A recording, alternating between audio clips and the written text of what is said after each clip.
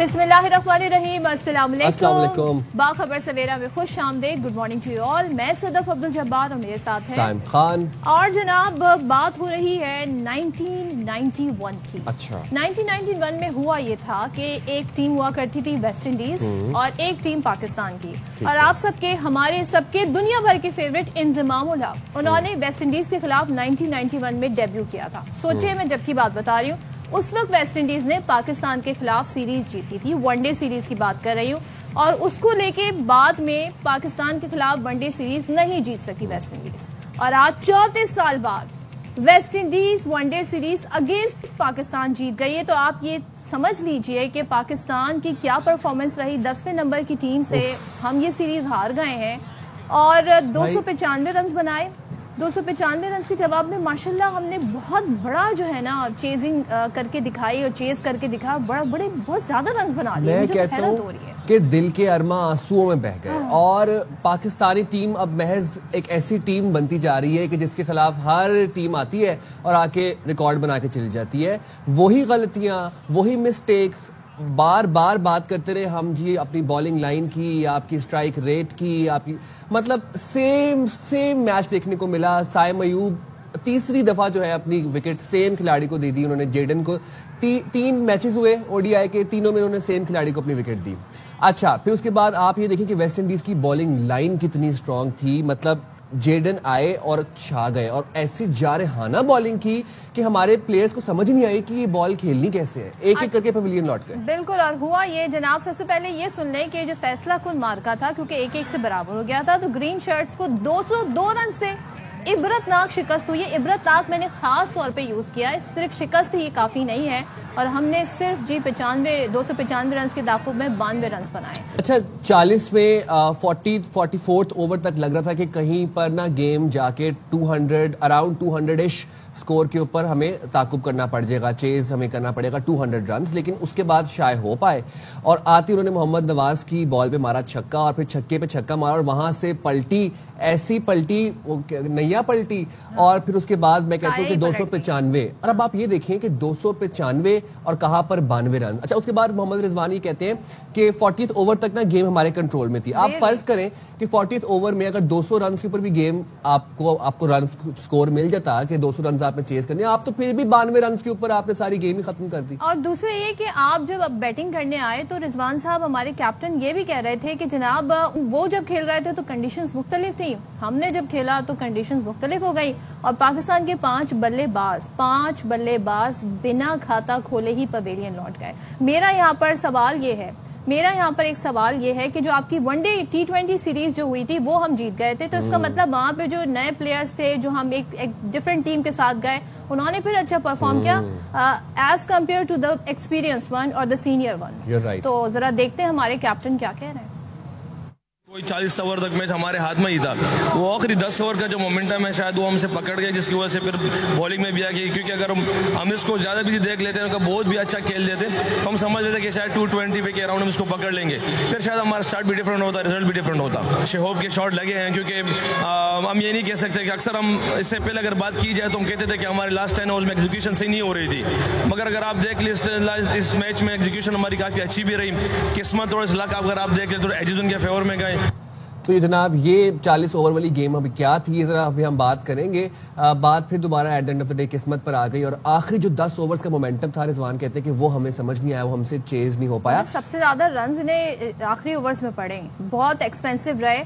नसीम शाह को सबसे ज्यादा रन्स पड़े, ये हमारे वो बॉलर जिन पर हम रिलाई कर रहे थे। तो इसका मतलब हसन नवाज ने ज्यादा रन्स बनाए। अगर हम देखें हसन नवाज T20 में खेल रहे थे, इसका मतलब वो टीम ज्यादा बेहतर है। वहां के कैप्टन पे बड़ी तनकीद हो रही थी जब उनको मुंतखब किया गया। तो चलें बात कर लेते हैं। हमारे साथ मौजूद हैं पाकिस्तान के साबिक टेस्ट क्रिकेटर तौसीफ अहमद साहब और शाहिद हाशमी, नुमाइंदा खुसूसी।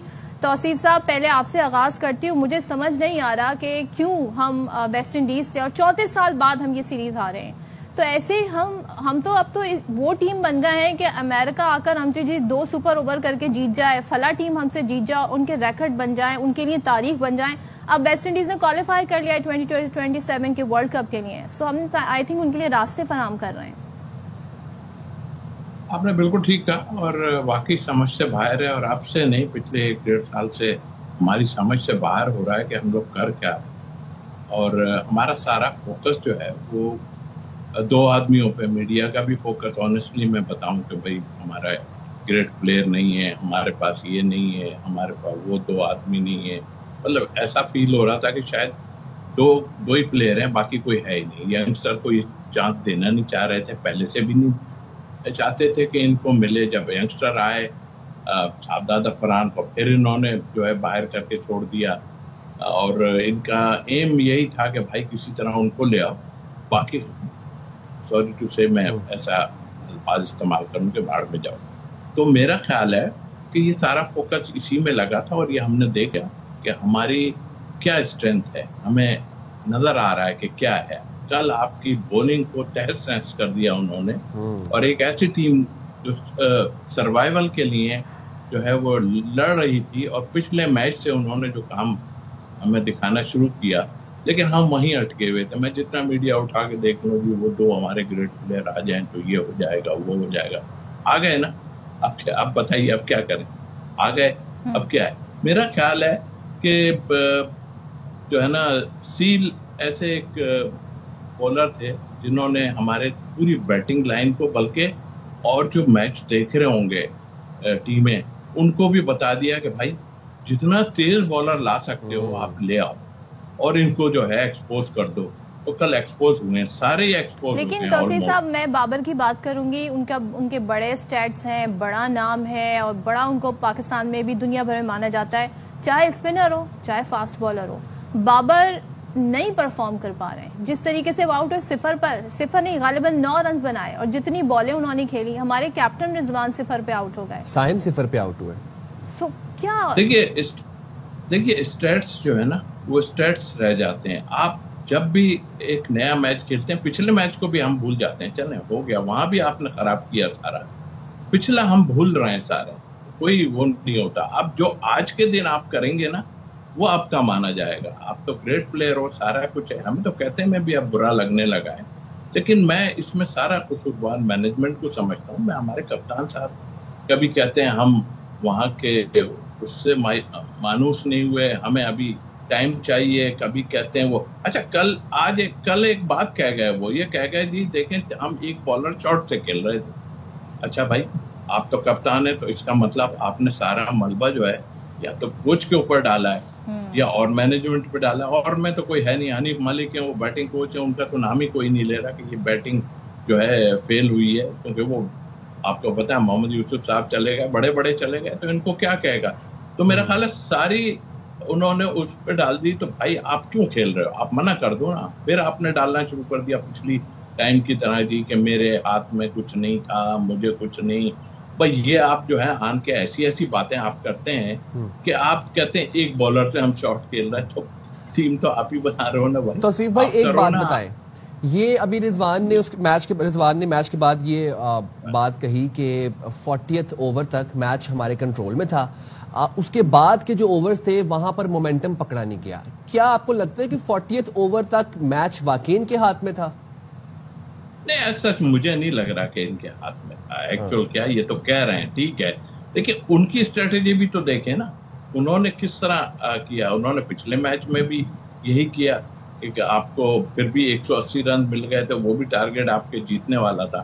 لیکن کل بھی آپ کہیں بھی نہیں تھے. آپ ہمارے ہاتھ میں تھا، ہمارے ہاتھ سے نکل گیا، یہ باتیں پرانی ہو گئی. اور چلو اردو میں آ گئے، یہ اچھی بات ہے، ورنہ کچھ اس سے اچھا انگلش میں ہی بول رہے ہوتے، کچھ سمجھتے ہی نہیں کہ بھائی جو ہے. تو توسیع صاحب یہ بھی کہہ دیا کہ جب کھیل رہے تھے تو کنڈیشنز ڈیفرنٹ تھی، اور ہم کھیل رہے تھے تو کنڈیشنز ڈیفرنٹ تھی. مجھے یہ بتائیں، آپ کے بولر نسیم شاہ کی بات کروں، اتنے ایکسپینسو پڑے وہ، انہوں نے 72 رنز دیے، 2 وکٹ لیے 10 اوورز میں.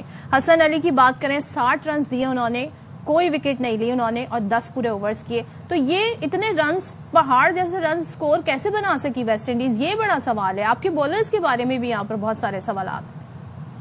بالکل آپ نے اس دونوں شعبوں میں ہم جو ہے بالکل فیل ہو گئے ہیں. اور ینگسٹر نے، میں ینگسٹر کو اس لیے نہیں کہوں گا کہ ظاہر ہے کہ وہ اب حسن سے جو آپ کھلوانا چاہ رہے ہیں اننگ کہ جا کے روکو، وہ بھائی روکنے والا پلیئر نہیں ہے. وکٹیں گر گئی ٹھیک ہے، وہ اپنے حساب سے کھیلے، لیکن اس کے اپنے اسٹروکس تو بلاک کر دو نا. آپ اس کے بلاک کر دیا آپ نے اسٹروک، وہ تو بیچارہ सीधा सीधा खेलने में ही जो है इतना टाइम गुजार गया। अगर वो अपनी थोड़ी सी गेम खेलता तो शायद आगे चले जाते। वो भी इतना आपने उसको बेकार करके रख दिया विकेटें गिरने के बाद कि वो भी मजबूर हो गया, और बाहर से भी जाहिर है इंस्ट्रक्शन कि भाई सीधा खेलना, अभी बहुत ओवर पड़े हुए हैं, ये पड़े हुए हैं, वो पड़े हुए हैं। पर ओवरऑल अगर हम देखें तो गोरे का जो है ना वो इतना पावर नहीं हो सकती कि वो टीम में इतना कुछ करे। मुझे लग रहा है इंस्ट्रक्शन कहीं और से आ रही है। और इस वक्त तो मैं ये कह सकता हूँ, हम कहते हैं ना कि फला हमने मार्का मारा तो सुनहरी हरफों से लिखा जाएगा। मैं कहता हूँ ये ब्लैक बोर्ड से लिखा जाएगा, और ये पूरा जो एरा चल रहा है अब तक, ये सारा ब्लैक प्रूफ से लिखा जाएगा। इसलिए कि आपके मैनेजमेंट, आपका पूरा स्टाफ मतलब मजाक बना के रख दिया। मैं बिल्कुल तौसीफ भाई यही बात शाहिद भाई से पूछना चाहूंगा। शाहिद भाई, कल हमने देखा कि वेस्ट इंडीज से भी हार गए हम। 34 साल में इतनी बड़ी कामयाबी वेस्ट इंडीज को मिली, और आप देखिए कि 295 को चेज करते करते हम 92 के ऊपर, लिटरली 92 के ऊपर हमने सफेद झंडी दिखा दी। कैसे एनालाइज करते हैं बैटिंग लाइन को, बॉलिंग लाइन को? वही गलतियां रिपीट की गई, बारहा वही गलतियां की गई। वो जो साइम शायर ने बड़ा अच्छा कहा है ना, आए दिन तुझे किस बात पे रोना आया। हर बात पे रोना आया है। कोई टीम की कोई भी कल सीधी नहीं है। जिस तरह गोरा तजर्बात कर रहा है, ट्रायल एंड एरर बेसिस पे टीम को चला रहा है। वो समझ रहा है कि मेरे पास 1.5-2 साल है 2027 के वर्ल्ड कप के लिए, मैं जितनी ट्रायल कर लूंगा, जितनी एरर्स होंगी, वही चला रहा है गाड़ी। तौसीफ भाई को मैं बताऊं, वही चला रहा है गाड़ी। वो 20 सिलेक्शन कमेटी उसको देती है, 20 प्लेयर, और 15 वो अपनी तरफ से मर्जी से करता है। और ये उसने अपने कॉन्ट्रैक्ट में लिखवाया हुआ है कि टीम सिलेक्शन मेरी जिम्मेदारी होगी, मैं करूंगा। लेकिन शाहिद साहब, जब ये गोरा जाता है तो कहता है मेरे पास तो इख्तियार ही नहीं थे, तो हम तो किसकी बात पे ट्रस्ट करें? हम जो गोरे शायद भाई बोरिया बिस्तर भी कॉन्ट्रैक्ट, फिर अगर मैं बताऊं ना, मैं बताऊं उसके कॉन्ट्रैक्ट में लिखा हुआ है, पहले वालों के कॉन्ट्रैक्ट में नहीं लिखा हुआ था। गैरी कर्स्टन और गैलेस्पी ये कहकर गए कि हमारे पास इख्तियार नहीं थे, तो इसने आने से पहले ये सोचा कि ये चीजें हैं जो मुझे चाहिए और जो पिछले वालों को नहीं मिली थी। हम कल का मैच उनके आखिरी 10 ओवर में, यानी 40 से 50 ओवर में उन्होंने 110 रन बनाए। आखिरी 6 ओवर में उन्होंने 85 रन बनाए। आखिरी 5 ओवर में उन्होंने 67 रन बनाए। जिस तरह लूट सेल लगी हुई थी, बॉलर लूट सेल लगी हुई थी। और सबसे पहले तो गोरे से ये सवाल होना चाहिए कि आप अपने premium fast bowler Shaheen Shah Afridi को किस तरह तीसरे मैच में बिठा सकते हो? आप तो 1-1 हो, आप 2-0 नहीं हो। हाँ, आप 2-0 होते तो आप शाहीन शाह अफरीदी को बिठा देते। वो तो बेचारा खुद परेशान होगा कि मुझे किस बात पे रेस्ट दिया जा रहा है। अभी तो मैं आया हूँ, अभी मुझे पिछली बांग्लादेश की सीरीज भी नहीं खिलाई थी, मुझे 3 T20 में से 2 T20 खिलाया। वो तो एक रिदम बॉलर है, जब तक आप उसको रेगुलर नहीं खिलाएंगे उसको रिदम नहीं आएगा। आपने उसको बिठा दिया, आप नसीम शाह को लाए, हसन अली को लाए। नसीम शाह के आखिरी ओवर में 21, हसन अली के आखिरी ओवर में 18, अबरार के आखिरी ओवर में 18। और भाई जब अबरार अच्छी बॉलिंग करा रहा था, उसने 8 ओवर में 16 रन दिए थे, तो उसके 10 के 10 ओवर पूरे करा लेते ना। आपने उसके 10 के 10 ओवर क्यों पूरे नहीं करवाए? और फिर जब आप बैटिंग करने जा रहे हो, तू चल मैं आया। अगर पहले ओवर में साइम अयूब आउट हो गया था तो अब्दुल्ला शफीक को जिम्मेदारी दिखानी चाहिए थी, आगे निकल के उसी बॉलर को जो छाया हुआ है उसको शॉट खेलना है। रिजवान को एक अच्छी गेंद पड़ी, रिजवान को वो गेंद खेलनी चाहिए थी, वो तो शोल्डर आर्म करके गेंद छोड़ने के चक्कर में थे। फिर बाबर आजम को बैठा के कोई, अब वो तस्वीर आई थी जिसमें चेयरमैन साहब बाबर आजम और रिजवान के साथ बैठे हुए बातें कर रहे थे, लेकिन कोई क्रिकेटर बैठे, कोई बताए उसको कि भाई तुम्हें क्या प्रॉब्लम है, तुम्हें 1 साल हो गया, 29 वनडे इनिंग्स हो गई, तुमने कोई सेंचुरी नहीं बनाई, तुमको क्या प्रॉब्लम है, तुम किस तरह आउट हो रहे हो, तुम्हें कोई ऑफ द फील्ड प्रॉब्लम है तो बताओ, ऑन द फील्ड कोई प्रॉब्लम है तो बताओ। फिर आप जब अच्छे खासे आउट हो गए, 9वें ओवर में वो बैट्समैन आ गया जो आपका T20 का प्लेयर है, उसको आपने T20 के लिए रखा हुआ है कि आखिरी 20 ओवर में खिलाएंगे, उसको आपने ये इंस्ट्रक्शन देके भेज दी कि टुक करना। यार टुक करना उसका खेल नहीं है। 40 गेंदों में उसने 13 रन बनाए। अगर यही 40 वो अपने स्टाइल से खेलता तो शायद वो 60-70 रन बना देता अगर वो आउट नहीं होता। अच्छा, तो आप इतनी सारी गलतियां कर रहे हैं, किस तरह की कर रहे हैं, मेरी तो समझ में नहीं आ रहा। मुझे समझ में आ रही है, गलतियां रिपीट भी हो रही हैं, लेकिन फिर भी हम बात यहाँ पे वैसे गोरे की ही कर रहे थे। तौसीफ साहब, मेरा आपसे ये सवाल है, हमारा जो कैप्टन है रिजवान, वो बहुत बड़े बड़े दावे करते हैं। अब आप सोचें T20 سے ان کو نکال دیا گیا, اب انہیں ون ڈے تک محدود کر دیا گیا. یہاں پر تو چلیں جو بھی ان کا ایک اسٹائل ہے کرکٹ کھیلنے کا, ڈاٹ بال زیادہ کھیلتے ہیں, اسٹرائک کم کرتے ہیں, بٹ سٹل سوال یہ ہوتا ہے کہ آپ کی کیپٹن کی جو کیپیبلٹیز ہیں وہ کہاں ہیں, کس کا انتخاب ہونا ہے, کس سے اوور کرانا ہے, خود کیسے ذمہ داری لینی ہے, یہ سب ہمیں نظر نہیں آیا. اس سے بہتر تو ہماری T20 کی ٹیم تھی, تو انہی سے کھلوا لیتے پھر ہم ون ڈے بھی. آپ کیا کہتے ہیں؟ دیکھیے اب یہ میں نے آپ کو پہلے اس میں کہا کہ دیکھیں یہ پریشر ڈل رہا تھا, ان کا بس نہیں چلا, ورنہ وہ 20 میں بھی ان کو لے آتے ہیں ان لوگوں کو. دیکھیں سارا فوکس جس وقت جو ہے ہمارے بگ گنز کا, وہ فوکس یہ ہے. اب مجھے نہیں پتا کہ ان کے کانٹریکٹ کرنے والے اور یہ وہ کہاں ہیں, تو ہمیں کیا لینا ان سے کہ ان کو پیسہ آ رہا ہے یا کیا آ رہا ہے یا کیا نہیں آ رہا. ہمیں کانٹریکٹ والے جو ان کے بڑے بڑے ہیں کہ ان سے نقصان ہو رہا ہے یا کیا ہے. میرا خیال ہے کہ سارا فوکس ان کا اسی پہ ہے کہ یہ دونوں باہر گئے کیسے. مجھے تو حیرت کی بات لگتی ہے. اور جہاں تک آپ دیکھ رہے ہیں ایک ہی ٹیم کے 6 سے 7 لڑکے کوچ سمیتھ جو ہے وہ اسلام آباد یونائٹیڈ کے ہیں, اور آپ دیکھیں کہ وہ انہی پہ فوکس سارا چلا آ رہا ہے. اور کہاں سے ہو رہا ہے اس کے بعد تھوڑے سے لاہور قلندر کے بھی ہیں. تو آئی تھنک میرا خیال ہے چیئرمین صاحب, میرا خیال چیئرمین صاحب بھی مجبور ہو گئے ہوں گے, کل کے بعد تو بہت مجبور ہو گئے گے. کریں تو کریں کیا, لیکن کی آپ کلاس تو لے سکتے ہو. اور پھر یہ کہ دیکھیے بار بار لوگ جو کہے جا رہے ہیں, آپ بڑے بڑے لوگوں کو بلا کے میٹنگ کروا رہے ہیں, پوچھ بھی رہے ہیں ان سے, سارا کچھ کر رہے ہیں, مگر کیا وہ باتیں ان کی سمجھ نہیں آ رہی جو باہر بیٹھ کے مجھے آپ کو سمجھ آ رہی ہیں. ان کو سمجھ نہیں آ رہی کہ بھائی اسپنر کھلاؤ, ہمارا آگے جو فارمیٹ آ رہے ہیں وہ سارے ایسی جگہ پہ آ رہے ہیں جہاں پہ ٹرن ہوگا. اور دیکھیے ایک بھی آدمی سیف نہیں ہے, وہ کبھی کوئی باہر ہو جاتا ہے, کبھی کوئی باہر ہو جاتا ہے. اب کل کا میرے کو تھوڑا سا یہ ہے کہ رن لیتے ہوئے ایک بولر جو ہے, بیٹسمین جو ہے, وہ شاید بلہ اس کا شاہین کو ٹکرایا تھا, وہ دکھائی تھی چھوٹی تھی فٹی تھی, ٹونی میں اس کے لگا ہے, لیکن انہوں نے کلیئر نہیں کیا کہ اس کو کیا, لیکن پانی پلا رہا تھا وہ لا کے. تو آئی تھنک میرا خیال کوئی بھی اس میں سیف نظر نہیں آ رہا. یہ نئے لڑکے ہیں, ان کو تو کبھی بھی آپ کان پکڑ کے باہر کر دو گے, سوری ٹو سے, لیکن یہ ان کو برداشت ہی نہیں ہو رہا کہ کوئی نیا لڑکا رنز کر رہا ہے. آپ کی عقلیں کام نہیں کر رہے ہیں کہ صاحبزادہ فرحان تینوں فارمیٹ میں رنز کر چکا ہے, اور آپ اس کو جو ہے ساتھ لے کے نہیں جا رہے ہو. ایک پلیئر بھی آپ نے کم کر دیا, 16 پلیئر تھے آپ کے, آپ نے 15 کر دیا. ارے بھائی اس کو بھی وہیں قریب سے قریب ہی لے جاتے, اتنے قریب تھے, کیا فرق پڑ رہا تھا. لیکن نہیں, ان کا ایم سب کا یہ ہے کہ ہم لوگ بس رہیں, باقی کوئی نیا پلیئر نہیں آئے. اور مجھے شاہد بھائی سے میں پوچھوں گا, سیل کوئی جانور کا نام ہے کیا؟ سیل جو ہے وہ پانی کی جو بلی ہوتی ہے اسے سیل. ارے کل وہ گراؤنڈ میں کل آ گئی ایکچوئل, قریب ہے نا سارا سمندر, اور وہ قریب آ گئی اور میرا خیال ہے سب کو اکھاڑ کے رکھ دیا. آ گئی.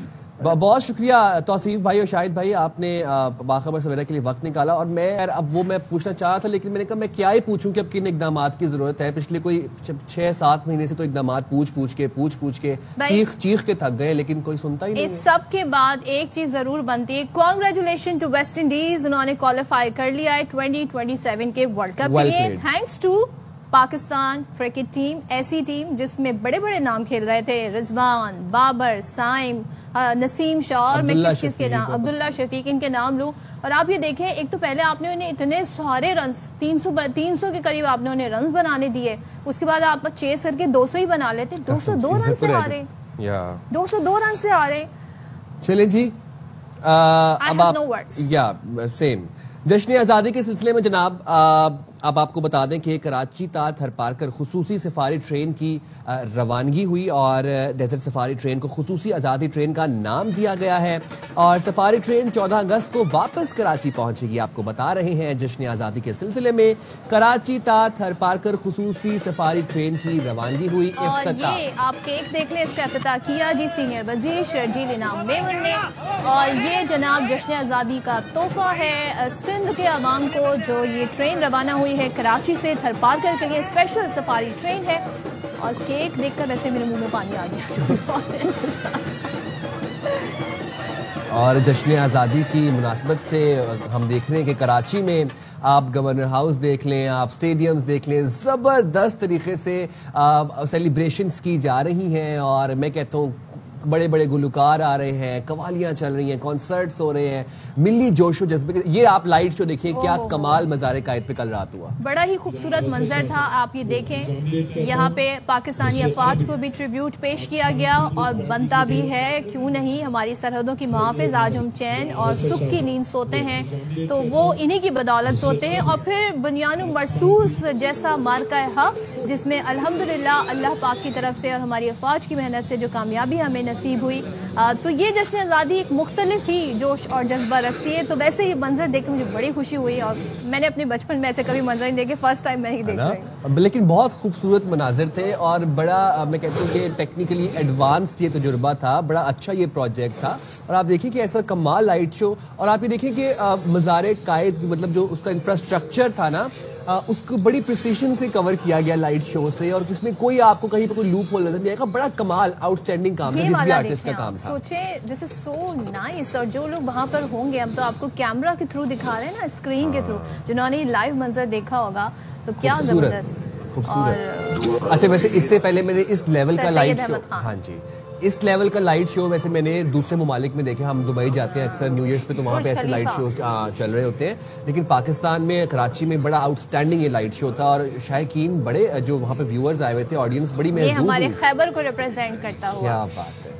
तो ये हमारे चारों सकाफतें, सूबे के खूबसूरत रंग और पाकिस्तान की मुख्तलिफ ज़बानें बोली जाती हैं। हमारे बानियाने पाकिस्तान की हिस्ट्री क्या रही, मुस्लिम लीग का वजूद कब आया, मुस्लिम लीग ने कैसे आगे बढ़कर पूरी तहरीक कैसे बनाई। और आप सोचें, हमने आज़ादी अंग्रेज़ों से हासिल की, उसके बाद दो कौमी नज़रिए की बुनियाद पर हम अलग हुए हिंदुओं से, और ये सारा क्रेडिट जाता है हमारे बानियाने पाकिस्तान को, जिसमें सबका आई थिंक वो किरदार हैं जिनके शायद नाम लोगों को याद ना हो, लेकिन इन सब की काविशों, इन सब की मेहनत की बदौलत और एक आम पाकिस्तानी जो वहाँ से माइग्रेट करके यहाँ पर आया, ये जज्बा लेकर कि वो एक आज़ाद मुल्क का शहरी बनना चाहता है।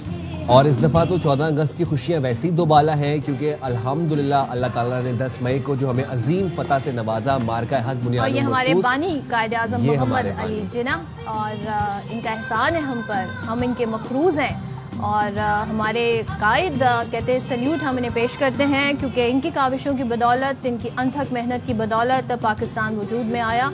और आज अल्हम्दुलिल्लाह हम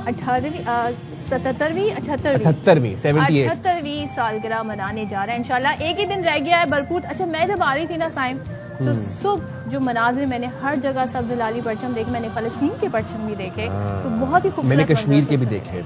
अच्छा, ये जो लाइट शो था और तमाम जो तकरीबात हो रही थी, हम आपको दिखाते रहेंगे वक्तन फवक्तन। आप भी इंजॉय करते रहिएगा, हम भी देखेंगे, आपको भी दिखाएंगे। भी हम जाएंगे छोटी सी ब्रेक पे, हाजिर होंगे ब्रेक के बाद।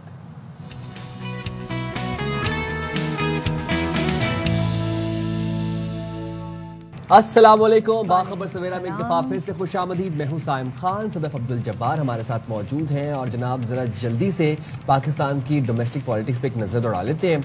अब हुआ क्या कि स्पीकर कौमी असेंबली के इजलास में उन्होंने थोड़ी सी गुफ्तगू की। उन्होंने कहा कि एक दफा फिर से उन्होंने पीटीआई को मुज़ाकरात की दावत दी थी।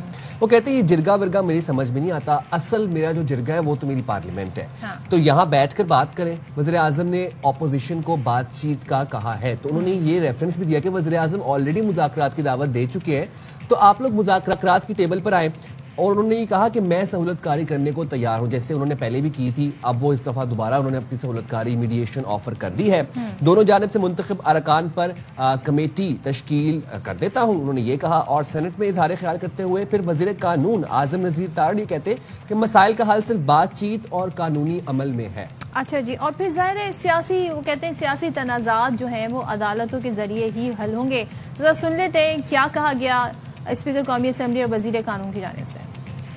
बैठें, बात कर गवर्नमेंट के साथ, मैं फैसिलिटेट करने को तैयार हूं। आप बातचीत करें, इनको डिमांड करें, कहेंगे जी हम प्रोसीडिंग में हिस्सा नहीं लेंगे अगर आप हमारी मुलाकात या जो भी, मेरी बात सुन लें, मेरी बात।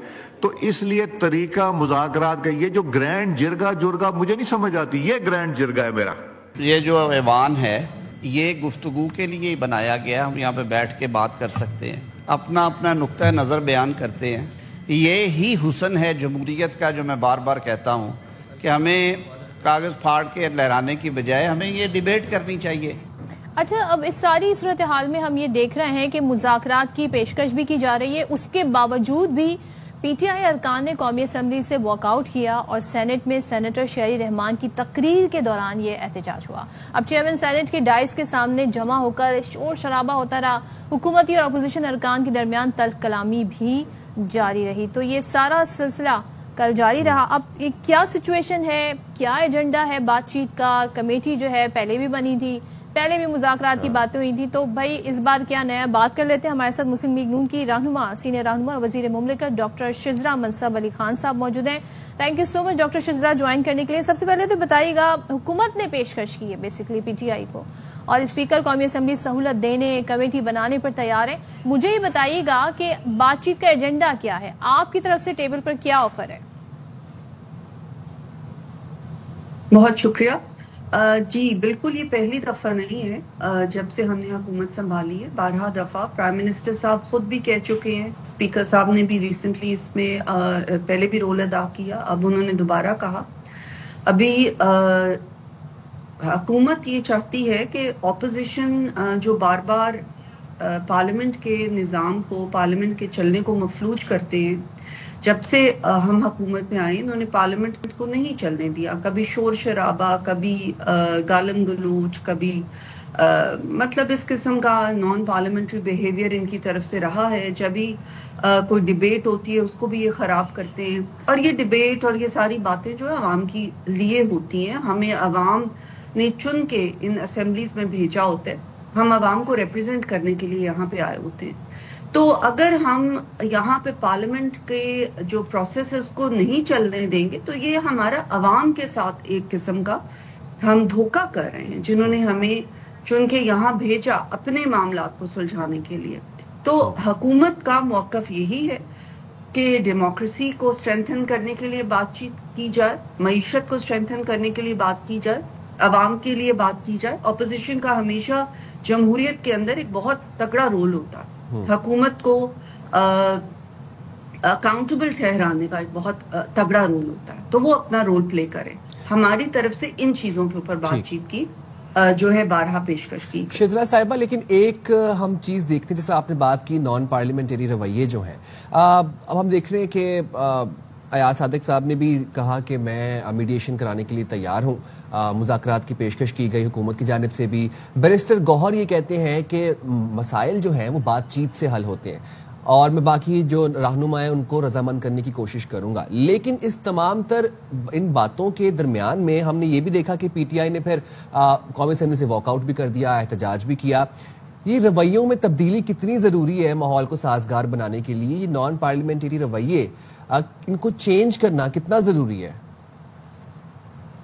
جی بالکل، دیکھیے یہ لوگ جو بھی اس وقت پارلیمنٹ میں بیٹھے، آخر وہ بھی لوگوں کے ووٹ لے کے آئے ہیں، اور بار بار ان کا یہ کہنا یا ان کے لیڈر کی طرف سے یہ کہنا کہ ہم نے سیاسی جماعتوں سے بات نہیں کرنی، ہم نے سیاسی عمل کا حصہ نہیں بننا، اس کا مطلب ہے کہ یہ جمہوریت کا حصہ نہیں بننا چاہتے یا جمہوریت میں یہ یقین نہیں رکھتے۔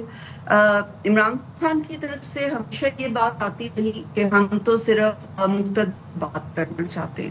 میں سمجھتی ہوں کہ اس طرح سے جمہوریت کو یہ نقصان پہنچا رہے ہیں، تو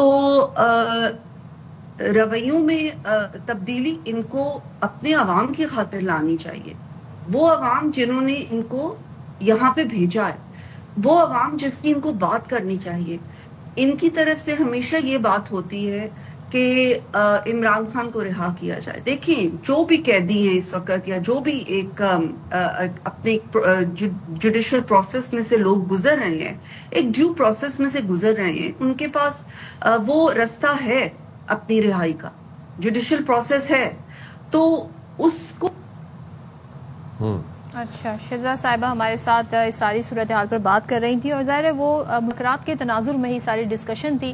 اب یہ مذاکرات کی آفر پہلی بار نہیں ہوئی ہے، اس سے پہلے بھی ہم نے دیکھا یہ بڑی ایکسٹینسو ایکسرسائز کی گئی تھی، جس میں باقاعدہ کچھ سیشنز بھی ہوئے تھے، دونوں جانب سے ممبران بیٹھے بھی تھے، بات چیت بھی ہوئی تھی، لیکن اس کے ہمیں کوئی فروٹفل نتائج نہیں ملے، اور اچانک سے ہی پتہ چلا جی ایک دن کہ جی اجلاس نہیں ہوگا، اور پی ٹی آئی نے کہا جی کہ ہماری جو باتیں ہیں وہ نہیں سنی جا رہی ہیں۔ اب شزرا صاحبہ کی بات بالکل ٹھیک ہے, پارلیمنٹ کے اندر جی ڈسکشن ہونی چاہیے, آپ عوام کے ہی جو مسائل ہیں وہ ڈسکس کرنے آئیں, لیکن وہاں پر ہم بڑے ڈفرینٹ قسم کے رویے دیکھتے ہیں جو کہ بہت ہی کہتے ہیں نا بد مزاح کر دیتے ہیں, نان پارلیمنٹیرین رویے دیکھتے ہیں. مسئلہ یہ ہے کہ اس ٹینس انوائرمنٹ میں ایک تو یہ پہلا سوال یہ کہ یہ مذاکرات شروع کیسے ہوں گے, دوسرا یہ کمیٹی بن جائے گی تو دوسری طرف سے بھی ڈیمانڈز آئیں گی, اور جن ڈیمانڈز کی بھی وہ حوالہ دے رہی تھی ان کی تو وہی ڈیمانڈز ہیں کہ بھائی ہمارے جو ارکان ہیں ان کی رہائی کے حوالے سے دیگر ایشوز ہیں. تو کیا حکومت ظاہر کہتی ہے یہ تو قانونی راستہ اپنائیں, لیکن پھر کیا نیا ہے اس آفر میں, یہ ایک سوال یہاں پر ہے. بالکل جی, دیکھیں گے کہ کیسے انفولڈ ہوتا ہے تمام تر سیاسی منظرنامہ. ابھی ذرا آپ کو بتاتے ہیں کہ مری میں آج اور کل یعنی 13 اگست اور کل 14 اگست کو دفعہ 144 نافذ ہے. اس دوران مری مال روڈ پر صرف سیاح خاندانوں کو آنے کی اجازت ہوگی, مطلب فیملیز کے ساتھ ٹورسٹ جا سکتے ہیں, جبکہ دیگر تمام افراد کے لیے شہر میں داخلہ ممنوع ہوگا. انتظامیہ نے اس فیصلے کا بنیادی مقصد سیاحوں کے بڑھتے ہوئے رش کو کنٹرول کرنا اور شہر میں نظم و ضبط قائم رکھنے کے حوالے سے بتایا ہے, اور یہ بڑا ضروری اقدام بھی ہے کیونکہ ہم دیکھتے ہیں کہ 14 اگست سے جب ایسا کوئی موقع ہوتا ہے, کوئی سیلیبریشن کا دن ہوتا ہے, مری میں بہت رش ہوتا ہے, اوور کراؤڈڈ ہوتا ہے, وہاں پر نہ رہنے کی جگہ ہوتی ہے, نہ وہاں پر اتنی فیسلٹیز ہوتی ہیں, نہ ریسٹورینٹس فل ہوتے ہیں, ہوٹلز فل ہوتے ہیں, گاڑی پہ گاڑی چڑھی ہوتی ہے, بندے پہ بندہ, مطلب بہت رش ہوتا ہے. اور پھر وہاں پہ ہوتی ہے مطلب وہاں پہ نظم و ضبط کی وجہ نہیں ہوتا, اور پھر وہاں پر بد انتظامی پیدا ہوتی ہے. ظاہر ہے جب اتنا سارا ایک دم سے پبلک آ جائے گی تو پھر آپ یہ دیکھیے گا کہ اس کو کنٹرول کرنا, مینج کرنا مشکل ہو جاتا ہے, اور یہ بڑا اچھا آئیڈیا ہے. دوسرے میں یہ کہہ رہی تھی کہ دیکھیں نا وفاقی حکومت نے فیڈرل میں تو آج سے ہی چھٹی ہے, یعنی کہ 13, 14, 15 پھر ویکینڈ آ گیا, تو بڑی لمبا یہ چھٹیوں کا پلان ہے. تو یقیناً یہ آئیڈیا یہ بڑا اچھا انیشیٹو ہے, اور یہ صرف مری میں ہی نہیں سائن, اگر ہم کراچی کی بات کریں تو کراچی کے ساحل پر بھی دفعہ 144 اس لیے بھی لگائی جاتی ہے کہ وہاں پر بھی ہم دیکھتے ہیں جی عوام کا جمع کافی لگ جاتا ہے. تو یہ ویسے شہریوں کی ذمہ داری ہے, آپ جہاں بھی ہیں آزادی کے ساتھ جشن آزادی منائیں, لیکن نظم و ضبط کے ساتھ آرگنائز ہو کے اور بنا کسی کو تنگ کیے, اور انتظامیہ کے جو کام ہے ان میں خلل ڈالے بغیر آپ کھل کر آزادی منائیں. آزادی کھل کر منائیں, اور لیکن آزادی کا ناجائز فائدہ نہیں اٹھانا, ایک ذمہ دار شہری ہونے کا ثبوت دینا ہے. اور ایک چیز جو بار بار آپ کو بتائی جا رہی ہے باخبر سویرا کے پلیٹ فارم سے, وہ یہ کہ جب آپ اپنے گھروں کو ڈیکوریٹ کر رہے ہیں, اپنے آفس کو ڈیکوریٹ کر رہے ہیں, گلیوں کو سجا رہے ہیں, تو جس عقیدت اور جس جذبے کے ساتھ آپ پرچم لگا رہے ہیں اور جھنڈیاں لگا رہے ہیں, اسی جذبے کے ساتھ اور اسی احترام کے ساتھ ان جھنڈوں کو واپس بھی آپ نے اتار کے سنبھالنا ہے. وہ بعد میں پھر ہوا چلتی ہے کراچی میں بہت تیز, اور پھر ادھر ادھر کہیں گر رہے ہوتے ہیں, تو وہ بے ادبی ہوتی ہے جھنڈے کی اور جھنڈیوں کی. تو یہ آپ نے بالکل, یہ میسج ہمارے پلیٹ فارم سے بار بار ہم اس لیے آپ کو دیتے ہیں, آپ کو بھولنا نہیں ہے یہ بات. اچھا جی, ہم یہاں پر بات کرتے ہیں اب, کیونکہ جشن آزادی کی اچھی اچھی باتیں ہو رہی ہیں, تو آپ کے لیے بڑی اچھی خبر ہے, خاص طور پہ جو سندھ کے باسی ہیں ان کے لیے بڑی اچھی خبر ہے کہ مہنگی بجلی سے پریشان کراچی کے شہریوں کے لیے اچھی خبر. اور سندھ حکومت نے کراچی میں Sindh electric power regulatory authority کے تحت سستی بجلی فراہم کرنے کا اعلان کیا ہے. اور صوبائی وزیر ناصر حسین شاہ نے اعلان کیا, وہ یہ کہتے ہیں کہ جی جو بجلی کے جو نرخ ہیں کے الیکٹرک کی نسبت بہت کم ہوگا, کیونکہ آپ کو اگر میں یہ یاد دلاؤں کہ کراچی کے جو رہنے والے ہیں وہ سب سے زیادہ مہنگی بجلی استعمال کرتے ہیں. ظاہر ہے یہاں پہ جو بجلی کا پر یونٹ کاسٹ پڑتی ہے وہ بہت زیادہ ہے. سو وہ کہتے ہیں جی بجلی خود بنائیں گے اور ایس ٹی ڈی سی کے تحت خود ترسیل بھی کریں گے. ایس ٹی ڈی سی کی ترسیل شدہ بجلی کے نرخوں کا نیپرا سے تعلق نہیں ہوگا. اور کراچی میں توانائی کانفرنس کے موقع پر گفتگو کی ناصر حسین شاہ نے, اور انہوں نے یہ بتایا کہ سندھ حکومت کا کے الیکٹرک کو سولر پارکس کے ذریعے سستی بجلی فراہم کرنے کا معاہدہ طے پا گیا ہے. اور کے الیکٹرک سے کہا ہے کہ سولر سے جب بجلی بن رہی ہے تو مہنگے ایندھن والی بجلی نہ خریدیں. خوشخبری ہے, بڑی خوش آئند بات ہے, اور میں کہتا ہوں مجھے بڑا اچھا محسوس ہو رہا ہے یہ بات سن کے کہ جب بجلی کا بل میرے ہاتھ میں آتا ہے نا, جب سے میں کراچی آیا ہوں, اوہو. لیکن اب پوائنٹ یہ کہ اس کے اوپر عمل درآمد کب سے شروع ہوگا, اس پہ امپلیمنٹیشن کب ہوگی, اس پلان پہ ایگزیکیوشن کب ہوگی. ہم فیصلے بھی ہوتے ہیں, ہم اس کے اوپر اعلانات بھی سنتے ہیں, لیکن امپلیمنٹیشن ہوتے ہوئے ہم بہت کم ہی دیکھتے ہیں. اور ایک چیز سائم ہم یہ بھی دیکھتے ہیں, اگر ہم اپنے نیشنل گریڈ کی بھی بات کریں, ہمارے پاس ضرورت سے زیادہ بجلی ہے, لیکن جو ڈسٹریبیوشن کا نظام ہے, جو ترسیل کا نظام ہے, وہاں پہ بہت زیادہ لوپ ہولز ہیں, وہاں پہ ہم دیکھتے ہیں بہت ساری خامیاں ہیں. اس کی وجہ سے بھی بہت سارے مسائل ہوتے ہیں, لوڈ شیڈنگ کا آئے دن پبلک کو سامنا کرنا پڑتا ہے. تو یہ بڑے ایشو ہیں. پچھلے دنوں تو میں سن رہی تھی گیس کی لوڈ شیڈنگ بھی ہونے والی ہے کچھ علاقوں علاقوں میں. تو مزید اس کے آورز بڑھنے والے ہیں, تو اللہ رحم کرے. اسے کنفرم کریں گے ویسے اس خبر کو, لیکن آنے سے سردیوں سے پہلے کیوں ایسے پوری گرمی ویسے گیس کی لوڈ شیڈنگ. رمضان میں بھول گئی, رمضان میں بھی تو گیس کی اتنی شدید لوڈ شیڈنگ تھی پچھلے 20 رمضان میں. وہ تو ہماری زندگی کا حصہ بن گئی نا, 10 بجے چلی آتی ہے اور پھر 6 بجے آ جاتی ہے. یہ تو ہے, لیکن اب ویسے ہم بھی اس یوز ٹو ہی ہو گئے ہیں اس روٹین کے ساتھ, ہر چیز پہ یوز ٹو ہو جاتے ہیں. نہیں اور کیا کر بھی کہہ سکتے ہیں, مطلب what options do we have, no other option. بہت ہی قناعت پسند ہیں اور صابر لوگ. ایک چیز یہ ہے کہ جب بات بالکل صحیح ناصر حسین شاہ صاحب کی, جب سولر پارکس میں سستی سولر سے بجلی جنریٹ کی جا رہی ہے تو پھر کیوں ایندھن والی بجلی آپ خرید رہے ہیں مہنگی, اور پھر شہریوں کو بھی مہنگی پرووائڈ کر رہے ہیں. تو یہ ایک بڑی ویسے بڑا اچھا پوائنٹ یہاں پر ریز کیا گیا ہے. اور یہ جو سولر پارک سے بجلی جنریٹ ہو رہی ہے وہ اگر سستے داموں میں شہریوں کو مہیا کی جائے تو اس سے اچھی کیا بات ہو سکتی ہے. بہت بڑا احسان ہوگا ویسے سندھ حکومت کا. ہاں یہ تو آپ نے صحیح کہا. اور پھر لوگوں کے جب بجلی کے بل کم آئیں گے تو ظاہر ہے ان کی زندگی میں ایک پازیٹیو امپیکٹ اس کا آئے گا. یہ تو بہت سارے ایشوز ہیں. ویسے ہم یہ دیکھ رہے ہیں کہ بہت اس حوالے سے جو سولر انرجی ہے اس حوالے سے ہم یہ دیکھ رہے ہیں پاکستان کے حوالے سے بڑی اچھی رپورٹ آئی تھی, کیونکہ ظاہر ہے یہ انوائرمنٹ فرینڈلی ہے. اور پاکستان میں جتنی زیادہ یہ امپورٹ ہوئی ہے, نمبر 1 پوزیشن رہی. 2024 کا یہ سٹیٹس تھے جو بتا رہے تھے کہ ایک گرین ریولوشن خود پاکستانی اپنے طور پر لے آئے. اور وہ ایسے اس لیے بھی آ گئی کیونکہ جناب لوگ جو ہے نا مہنگی بجلی کے بل دینے سے تنگ آ گئے تھے, تو لوگوں نے اپنی 1 ٹائم انویسٹمنٹ کر کے نا اپنے گھروں میں سولر پلیٹس لگوا لی ہیں. چلیں جی, تو اس حوالے سے بھی آپ کو اپڈیٹ کرتے رہیں گے اور تمام تر منصوبے کی ڈیٹیلز بھی آپ کو بتاتے رہیں گے. اب ذرا ایسا کرتے ہیں کہ آپ کو کالا گوجرا خان کے رہائشی ہیں ان سے ان کا بتاتے ہیں, جو کہ 97 سالہ چودھری محمد خان کہلاتے ہیں. وہ یہ کہتے ہیں کہ پاکستان بڑی قربانیوں سے ملا, آزادی بہت بڑی نعمت ہے, اس کی قدر کریں اور شہری اپنی صلاحیتوں سے ملک کو ترقی کی راہ پر گامزن کریں. تو ذرا آپ کو ایک رپورٹ دکھاتے ہیں اور اس میں ذرا آپ دیکھیے کہ کیسے انہوں نے تحریک آزادی کی سٹوری. جی نوید بٹ کی رپورٹ آئی ہے.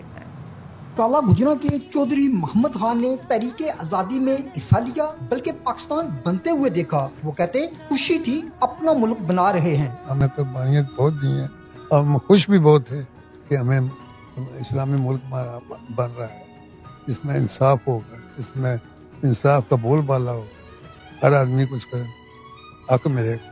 چودھری محمد خان کی تحریک آزادی کے دوران پیش آئی مشکلات کا ذکر کرتے ہوئے آواز بھر آئی. کہتے آزادی پلیٹ میں رکھ کر نہیں دی گئی. اتنے دردناک مناظر تھے کہ ادھر ہمارے گاؤں میں انہوں نے ایک دیسی بم بنا کر پھینکا تھا ایک مسلمان کے گھر میں, اور ان گھر والے مکینوں کے تو پرخشے اڑ گئے. نوجوانوں کو پیغام میں کہا تعلیم کے بغیر ترقی ممکن نہیں, تعلیم کا فروغ ہوگا تبھی ملک ترقی کرے گا. آزادی کا مطلب صرف ایک دن جشن منانا نہیں, بلکہ ان قربانیوں کو بھی یاد رکھنا ہے جو ہمارے بزرگوں نے ایک آزاد ملک حاصل کرنے کے لیے دی. پاکستان کی ترقی اور خوشحالی کے ساتھ اسے سرسبز و شاداب بنانے میں سب اپنا اپنا کردار ادا کریں. غلامی کے اندھیرے سے نکل کر آزادی کی روشنی میں سانس لینے والے چودھری محمد خان جیسے بزرگ ہی آزادی کی قدر خوب جانتے ہیں. کیمرہ ٹیم کے ساتھ نوید بٹ, ARY نیوز, جہلم. بھائی یہ ملک ہمیں بڑی محنتوں سے ملا ہے, بڑی قربانیوں سے ملا ہے, بڑی کاوشوں سے ملا ہے. خدا را اس ملک کا خیال رکھیں. بالکل بڑی عظیم, میں کہتا ہوں جو آزادی ہے نا, اس سے بڑی نعمت کوئی نہیں. اور یہ بات آج ہمیں اس دور میں ریلائز ہوتی ہے جب ہم فلسطین کی طرف نظر ڈالتے, جب ہم غازہ کی طرف نظر ڈالتے, تو اپنے ملک کی قدر کریں پلیز. بالکل. چلیں جی اسی کے ساتھ چھوٹا سا بریک کے بعد واپس آتے ہیں.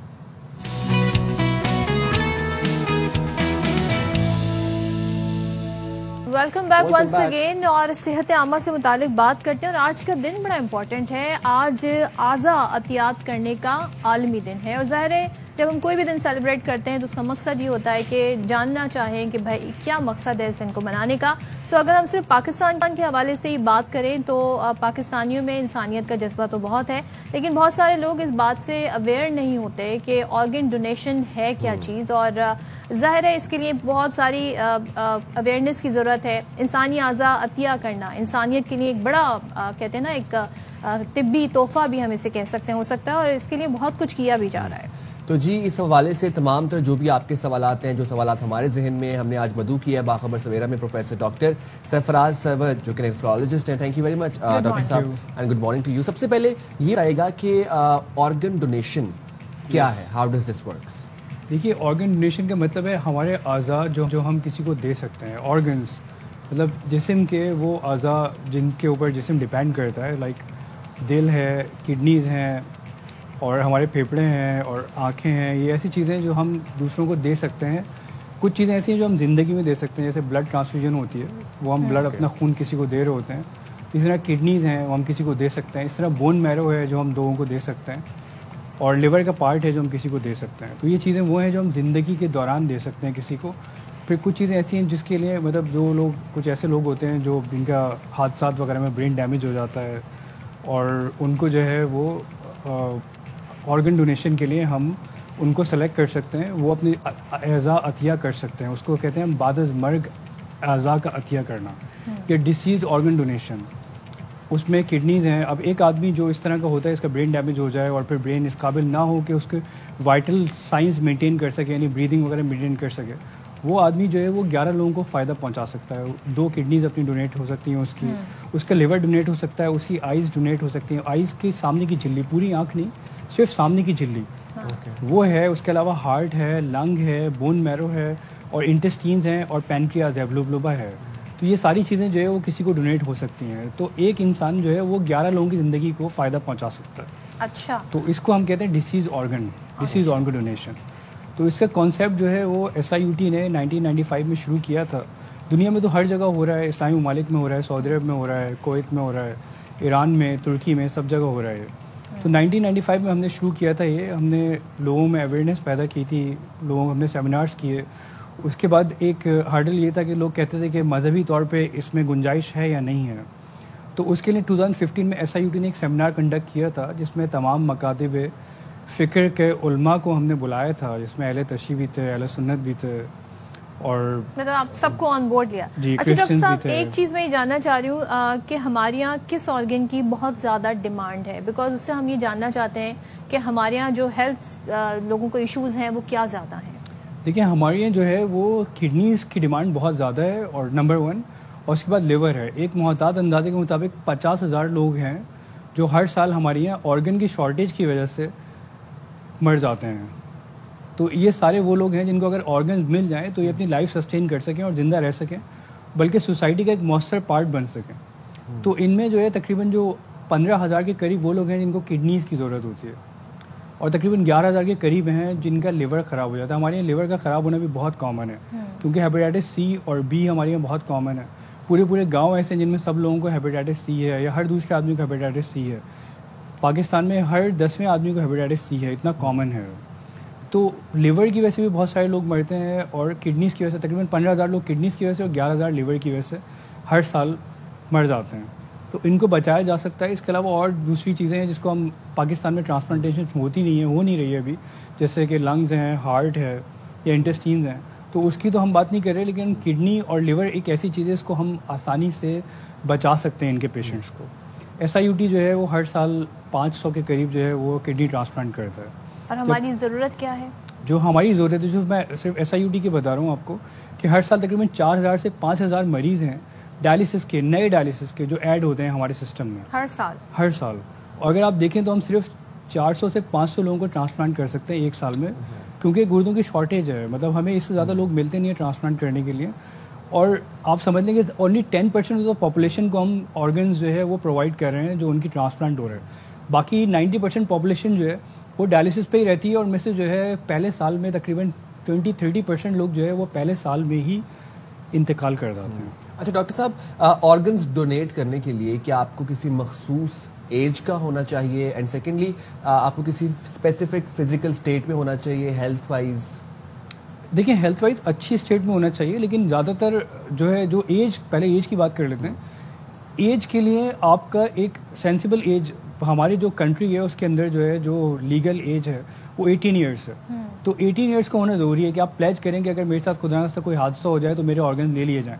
یا اگر میرے بھائی بہن یا کسی کو اگر گردہ خراب ہو گیا، لیور خراب ہو گیا، میں دینا چاہتا ہوں، تو اس کے لیے ہمارے کنٹری میں جو لا ہے وہ 18 ایئرس ہے، اور ہم 18 to 60 ایئرس یوزلی لیتے ہیں. حالانکہ دنیا میں جو ہے وہ 80 ایئرس تک ہے، لیکن ہم 60 ایئرس تک لیتے ہیں. 18 to 60 ایئرس کے درمیان کا بریکٹ ایسا ہے جو اپنے آرگنز دے سکتے ہیں اگر ان کو کوئی پیچیدہ قسم کی بیماری نہیں ہے. لیکن بہت سارے کچھ آرگنز ایسے ہیں جو پیچیدہ قسم کی بیماریوں میں بھی دیے جا سکتے ہیں. لائک اگر کسی کو کینسر ہے اور اس کی کڈنیز ٹھیک ہیں، یا مطلب کسی کو اگر جو ہے وہ ہے مطلب کسی کو کڈنیز کا پرابلم ہے اور اس کا خدا نخواستہ برین ڈیڈ ہو جائے کسی وجہ سے, تو اس کا لیور ہے, تو یہ چیزیں ایسی ہیں جو ہم دے سکتے ہیں, مطلب بہت پیچیدہ امراض کے باوجود بھی دی جا سکتی ہیں. یعنی اتنا مشکل نہیں ہے. کوئی ایسی بیماری ہے کہ جس کے شکار لوگ جو ہے ان کے آرگن جو ہے وہ نہیں لیے جا سکتے؟ دیکھیے جس طرح پیشنٹس کو اگر ڈائبٹیز ہے تو ان کے آرگنز ہم یوزلی نہیں لیتے ہیں, کیونکہ ان کا ہمیں یہی ہوتا ہے کہ کبھی نہ اگر وہ زندہ ہیں تو آگے جا کے ان کو بیماری ہو سکتی ہے. اگر وہ خدا نخواستہ ان کو کسی حادثے کی وجہ سے برین ڈیڈ ہو گئے ہیں تو اس میں بھی بہت زیادہ امکان اس چیز کا ہوتا ہے کہ ان کی جو ڈائبٹیز ہے شوگر کی وجہ سے ان کے گردے متاثر ہو گئے ہوں گے, آنکھیں میں متاثر ہو گئے ہوں گے, اور لیور بھی کسی حد تک متاثر ہوتا ہے. تو جن کا اس طرح کا ڈائبٹیز وغیرہ کا پرابلم ہے ان کو ہم آرگنز نہیں لے سکتے. لیکن باقی ایون ہارٹ کے پیشنٹ بھی ہوتے ہیں, ان کو اچانک سے ہارٹ اٹیک آ جاتا ہے جس کو سڈن کارڈیک ڈیتھ کہتے ہیں, ان کے بھی آرگنز لیے جا سکتے ہیں, جن میں کڈنیز اور لیور ہوتا ہے ان کو بھی لیا جا سکتا ہے. تو بہت گنجائش ہے. لیکن یہ جب بھی ہوگا جب انہوں نے یہ ایسی اپنی پلیج کیا ہوگا. جو پلیج کا ہمارا سسٹم ہے ہم نے انٹروڈیوس کیا تھا, اس پلیج کا سسٹم ہمارا ایک کارڈ ہوتا ہے. وہ کارڈ جو ہے اس کے وہ باقاعدہ ہمارے پاس جو بھی لوگ ہوتے ہیں وہ آتے ہیں ہمارے پاس سائن کرتے ہیں اور ان کو ہم ایک کارڈ دیتے ہیں. وہ کارڈ اپنے پاس رکھتے ہیں, اپنی فیملیز کو بتا دیتے ہیں کہ خدا نخواستہ ایسا کچھ ہو جائے حادثہ وغیرہ تو اس میں آپ ہمارے آرگنز دے دیجیے گا. تو وہ فیملیز ہمیں کال کرتی ہیں, پھر ہم دیکھتے ہیں جا کے کہ کس طرح ہو سکتا ہے, کیا ہو سکتا ہے, وہ ساری چیزیں ہم دیکھتے ہیں. نادرا نے بھی ایک کارڈ انٹروڈیوس کیا ہے, آرگن ڈونر کارڈ. وہ اس میں وہ جو ہے اسپیشل کارڈ ہوتا ہے, اس کے اوپر ہارٹ بنا ہوا ہوتا ہے آرگن ڈونر کارڈ کا, اور اس کی فائدہ یہ ہوتا ہے کہ وہ لائف ٹائم ہے, اس کو رینیو نہیں کروانا پڑتا. نادرا نے فیسلٹی دی ہے. تو اگر آپ کا کارڈ ہے, اگر آپ آرگن ڈونر کارڈ آپ نے کہیں پہ سائن کیا ہے, لائک SIUT میں سائن کیا ہے یا پنجاب میں کسی ادارے میں سائن کیا ہے یا سندھ کہیں پہ بھی سائن کیا ہے آپ نے, تو آپ جا کے نادرا کو انٹیمیٹ کریں, وہ آپ کو آرگن ڈونر کا کارڈ بنا کے دیں گے جس پر ہارٹ بنا ہوگا, اور وہ لائف ٹائم کے لیے ہوتا ہے, آپ کو کبھی رینیو نہیں کروانا پڑے گا. It's just the same NIC with logo of heart on it. Okay. تو یہ ڈاکٹر صاحب آپ نے بات کی بعد از مرگ ڈونیشن کی, اس میں ذرا یہ بتائیے گا کہ آفٹر دا ڈیتھ کتنا ٹائم چاہیے ہوتا ہے فار دا باڈی سینٹر کو پہنچنے کے لیے, یا کتنی دیر تک آپ کی باڈی یوزفل رہتی ہے, وہ کیا ٹائم ہوتا ہے؟ دیکھیں اگر یہ آرگن ڈونیشن کا پلیج ہو جائے کہ ہاں ہمیں کرنا ہے, جیسے ابھی کچھ عرصہ پہلے جو ہے وہ پشاور میں ہوا تھا, فادر نے کہا کہ نہیں میں اپنے بیٹے کے آرگنز دینا چاہتا ہوں. ابھی ریسنٹلی جو ہے وہ ہماری ایک ڈاکٹر صاحب تھیں, انہوں نے اپنے بیٹے کے آرگنز دیے ہیں, دونوں کڈنیز دی. جی وہ اسٹوری کافی زیادہ وائرل ہوئی تھی. تو اس میں جو ہے اگر آپ کو ایک دفعہ ڈاکٹر بتا دے کہ بھائی یہ برین ڈیڈ ہیں اور آپ اسی وقت اس کے 3-4 گھنٹے برین ڈیڈ ہیں, تو اس وقت تو آپ وینٹیلیٹر پہ, پیشنٹ یوزلی وینٹیلیٹر پہ ہوتا ہے اور لائف چل رہی ہوتی ہے اس کی, اس میں کوئی پرابلم نہیں ہوتی. اگر آپ 24 گھنٹے میں بھی ڈیسیجن لیں گے کہ مجھے آرگن ڈونیٹ کرنے ہیں یا کرنا چاہتا ہوں تو پرابلم نہیں ہے اس میں. آفٹر ڈیتھ اگر آپ اس وقت ڈیتھ نہیں ہوئی ہے, اس وقت ڈیتھ نہیں ہوتی ہے, اس وقت ہارٹ بیٹ کر رہا ہوتا ہے لیکن برین جو ہے وہ فنکشنل نہیں ہوتا. But I am trying to know کہ آفٹر ڈیتھ ہو گئی ہے, ایکسپائر ہو گئی ہے, ہارٹ نے بھی کام کرنا چھوڑ دیا ہے, مردہ اسٹیٹ میں ہے, تو اس وقت تو ہم آرگنز نہیں لے سکتے. میت کو اچھا اس کی نہیں کر سکتے کیونکہ بلڈ فورن سے کلاٹ ہو جائے گا. Okay okay. تو ہمیں اس کے لیے ضروری ہے, جیسے پیشنٹس ہوتے ہیں جو وینٹیلیٹر پہ ہیں, ہم ان کی بات کر رہے ہیں کہ جو پیشنٹ وینٹیلیٹر پہ ہیں, ہاسپٹل میں ہیں, جیسے دماغ پہ چوٹ لگی, ہاسپٹل پہنچے, وینٹیلیٹر پہ آپ کو ڈال دیا گیا, بعد میں سرجن نے دیکھا, اس نے کہا نہیں بھائی ان کے دماغ تو بہت زیادہ ڈیمیج ہے, سسٹین نہیں کر سکتا لائف کو, تو وہ ان کی سانس چل رہی ہوتی ہے وینٹیلیٹر پہ اور بلڈ کا سرکولیشن بھی چل رہی ہوتی ہے. تو ان میں ہم جو ہے وہ سلیکٹ کرتے ہیں کہ ہاں ان کو, اگر فیملی کہتی ہے کہ بھائی ہم ڈونیٹ کرنا چاہتے ہیں, تو پھر ہم آگے سارا پروسیجر شروع کرتے ہیں. ہم سارے آرگنز ریٹریو کر لیتے ہیں. جیسے ہی ہمیں فیملی بولتی ہے کہ بھائی ہم ان کے آرگنز دینا چاہتے ہیں, وہ اس وقت ہارٹ بیٹ کر رہا ہوتا ہے, برین نان فنکشنل ہوتا ہے, تو اس وقت ہم جو ہے فوراً سے ان کے ٹیسٹ بلڈ سیمپلز لے کے بھیج دیتے ہیں. ودن 3 to 4 hours ہم آرگنز ریٹریو کرنا شروع کر دیتے ہیں. ان کے کڈنیز لیتے ہیں, لیور لیتے ہیں, وہ ساری چیزیں لے لیتے ہیں, اور اس کے بعد پھر جو ہے وہ ان کو ہم پریزرو کر دیتے ہیں. لیور کو ہم ودن 10-12 hours ہم ٹرانسپلانٹ کرتے ہیں. کڈنیز کو ہم 24-48 hours کے اندر ٹرانسپلانٹ کر سکتے ہیں. ہمارے پاس ٹائم ہوتا ہے, کڈنیز میں تھوڑا زیادہ ہوتا ہے, لیور میں تھوڑا کم ہوتا ہے. تو اور کارنیا میں تو ہم ہفتہ مہینہ بھی رکھ لیتے ہیں اس کو, وہ کر سکتے ہیں. اچھا ڈاکٹر صاحب آپ نے خود ہی بتایا کہ ظاہر لوگوں میں بڑے خدشات ہیں, بڑے لوگوں کے سوالات ہیں, اس حوالے سے اویئرنیس بھی نہیں ہے. آپ نے خود ہی کہا کہ 2015 میں آپ نے پورے ایک آرگنائزیشن نے تہیہ کیا کہ مختلف مکاتب فکر کے لوگوں کو بٹھایا جائے, پوچھا جائے کہ ان کی اوپینین کیا ہے. اس کے نتائج کے بعد کچھ چینج آئے, اور وہ کیا نتائج تھے؟ دیکھیے وہ نتائج یہ تھے کہ تمام مکاتب فکر کے علماء نے یہ کہا کہ اس میں کوئی حرج نہیں ہے اور یہ کرنا چاہیے اور انسان کو انسان کے کام آنا چاہیے. تو وہ ایک بہت پازیٹیو سارا سب کا جو ہے وہ اس کانفرنس کے بعد سب کا بہت پازیٹیو رسپانس تھا. اس کو ہم نے کمپائل کیا ایک بک کی فارم میں SIUT نے, اور وہ بک جو ہے ویب سائٹ پہ ہماری اویلیبل ہے. جس میں ساری چیزیں لکھی ہوئی ہیں, سب کے فتواز لکھے ہوئے ہیں اس کے اندر, بک کے اندر. تو ایک بہت پازیٹیو رسپانس ہے. لیکن پرابلم کیا ہوتی ہے جو پریکٹیکلی میں نے دیکھا ہے جو آرگن ڈونیشن میں, یہ پرابلم یہ ہوتی ہے کہ اگر ہم بتاتے ہیں کہ بھائی یہ پیشنٹ برین ڈیڈ ہو گیا اور آپ اس کے آرگنز ڈونیٹ کر سکتے ہیں, تو وہ جو فیملی ہوتی ہے وہ جاتی ہے اپنے گلی کے محلے کے مولانا صاحب کے پاس یا پادری صاحب کے پاس, یا جو بھی فادر وغیرہ ہوتے ہیں ان کے پاس جاتی ہے. ان کو خود بھی اتنی اویئرنیس نہیں ہوتی اور وہ کہتے ہیں کہ نہیں بھائی یہ تو بہت غلط ہو جائے گا, یہ ہو جائے گا. آپ سمجھتے ہیں کہ کس کی ذمہ داری ہے پھر یہ اویئرنیس کریٹ کرنا؟ یہ اویئرنیس کریٹ کرنا دیکھیں ہم تو اپنے پلیٹ فارم سے کر رہے ہیں, اب یہ تھوڑا سا گورنمنٹ کی بھی ذمہ داری ہے کہ تھوڑا سا اس کو اور تھوڑا سا فیسیلیٹیٹ کرے. جو لوگ یہ کام کرنا چاہتے ہیں ان کو فیسیلیٹیٹ کرے. ہماری پوری ایک آرگنائزیشن بنی ہوئی ہے اور transplant organ donation society of Pakistan بنی ہوئی ہے, پوری پاکستان سوسائٹی آف نیفرولوجی ہے. تو یہ ہم لوگ یہ کام کرنا چاہتے ہیں اور کر بھی رہے ہیں, لیکن ہم اپنی سطح پہ کر رہے ہیں. اگر یہ گورنمنٹ ہمیں سپورٹ کرے گی اس چیز کے لیے اور ہمیں جو ہے وہ ہیلپ آؤٹ کرے گی. سب سے بڑا مسئلہ ہوتا ہے کہ جیسے ہم یہ بات کرتے ہیں کہ بھائی ان کے آرگنز ہم دینا چاہتے ہیں, فیملی کہتی ہے ٹھیک ہے پھر آگے خرچہ کون اٹھائے گا ہاسپٹل کا, آگے جو ساری چیزیں ہوں گی اس کو کون دیکھے گا. تو اس بارے میں ہم نے گورنمنٹ آف سندھ سے بھی بات کی ہے اور ایک زمانے میں ہماری یہاں تک بات ہو گئی تھی کہ اس میں جو ہے government of Sindh help out کرے گی ان لوگوں کو, جیسے کسی پرائیویٹ ہاسپٹل میں کسی کا برین ڈیڈ ہے تو جب ہم ایک دفعہ آرگن لینے کا فیصلہ کر لیں گے تو اس کے بعد کا جتنا بھی خرچہ ہے ہاسپٹل کا وہ گورنمنٹ بیئر کرے گی. ہماری اس طرح سے بات ہوئی ہے کافی اور کافی پازیٹیو رسپانس ہمیں ملا ہے, لیکن ابھی تک کوئی باقاعدہ لیجسلیشن نہیں آئی ہے. لیجسلیشن جب تک نہیں آئے گی تب تک جو ہے وہ چیزوں کا فیئر ہونا مشکل ہے. ہاں فیئر نہیں رہیں گی چیزیں تب تک. ٹھیک ہے, thank you so much doctor Sarfaraz, بہت شکریہ. بہت مفید یہ گفتگو رہی ہے, بہت ساری اویئرنیس ہمیں بھی. سو اس پر کہتے ہیں نا, وہ کہتے ہیں لیجسلیشن ہونا ضروری ہے. ظاہر ہے تمام جب حکومتی ارکان جب وہ آن بورڈ ہوں گے اس حوالے سے تبھی کسی نتیجے پر پہنچا جا سکتا ہے. جائیں گے چھوٹی سی بریک پہ, حاضر ہوں گے بریک کے بعد. سے رہتی ہے اداس.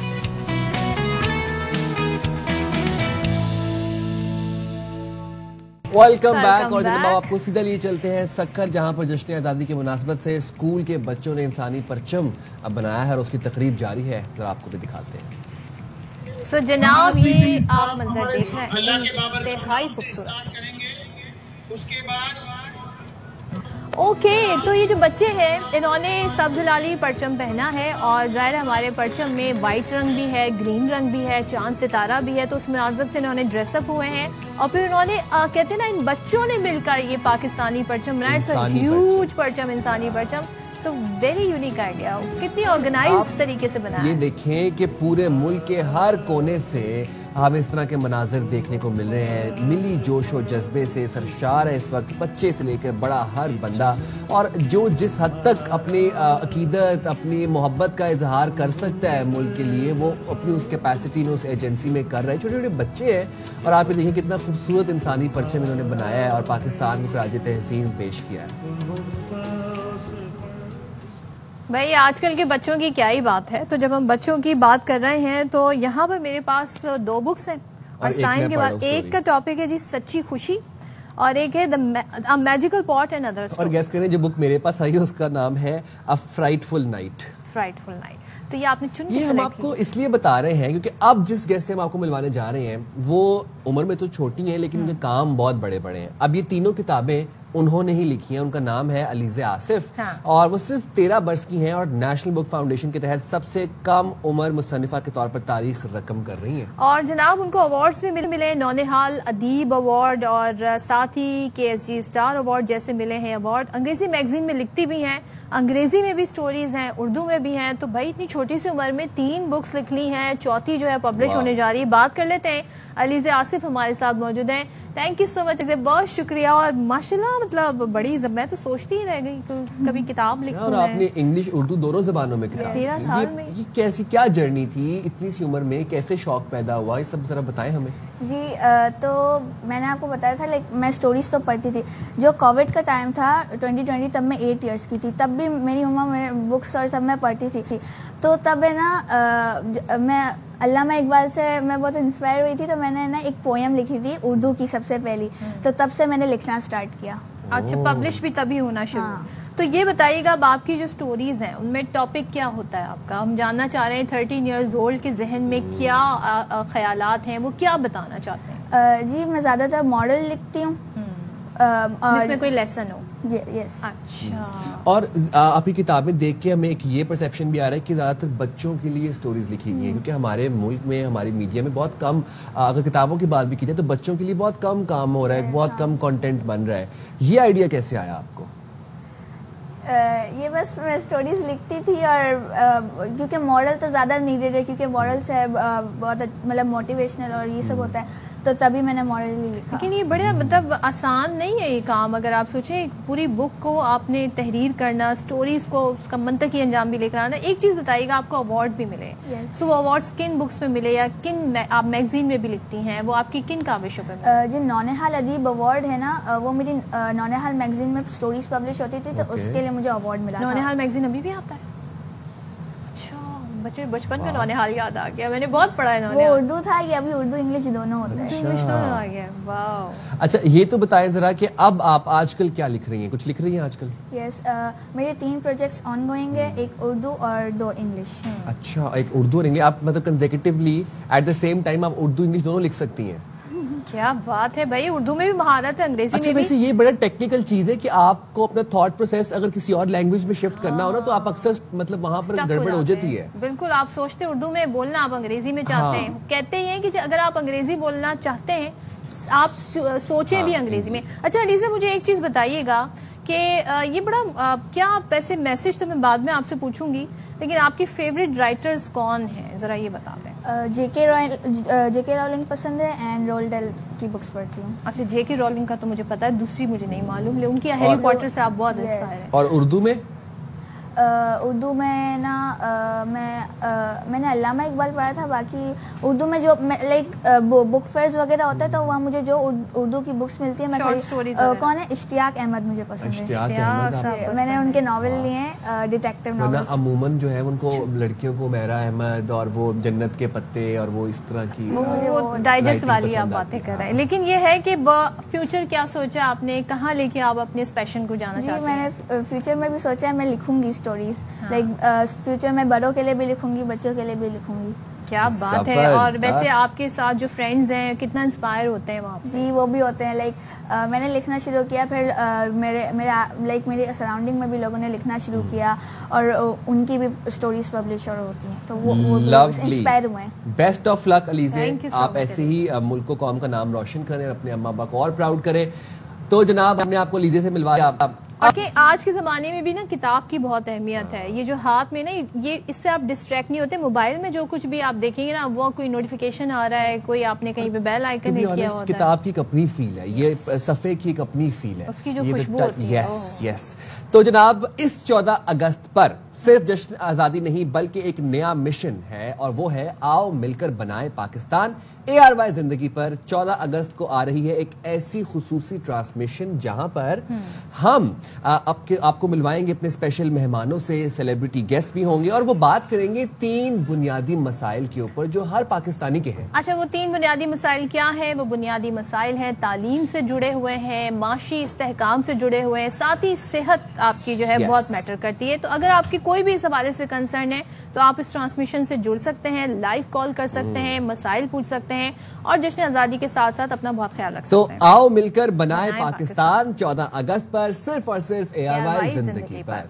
तो और यहाँ पर हमारे प्रोग्राम का वक्त भी खत्म हुआ है। मुलाकात होगी आपसे कल 14 अगस्त पे, और बड़ी अच्छी ट्रांसमिशन हम भी आपके लिए लेके आएंगे। तो देखना ना भूलिएगा, कल आपकी हमारी स्पेशल ट्रांसमिशन है, 14 अगस्त के हवाले से हमारा स्पेशल शो है। सो उसके लिए बहुत सारी सेलिब्रेशन और एडवांस में आज़ादी मुबारक हो, और यहाँ से इजाजत चाहते हैं। अल्लाह हाफिज। पाकिस्तान जिंदाबाद। जिंदाबाद।